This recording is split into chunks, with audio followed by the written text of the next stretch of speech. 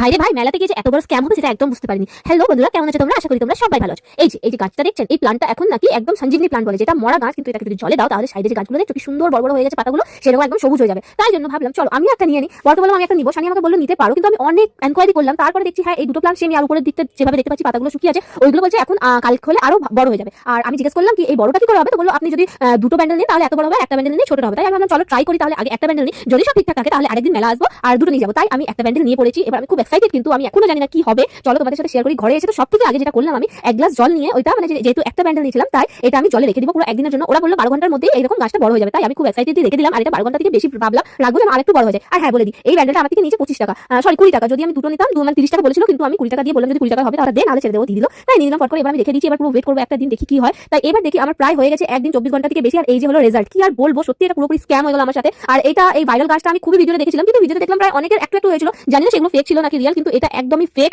মানে এই প্ল্যান্টটা একদম ফেক, কি আর বলবো, এটা একদম জেনুইন রিভিউ। আমার তো খুবই লাগলো, আমার টাকাটা পুরো ওয়েস্ট হয়ে গেল। তাই আমি প্ল্যান্টটা একদম না চিন্তা করে ফেলে দিচ্ছি, দূর ওয়েস্ট হলো আমার টাকাগুলো।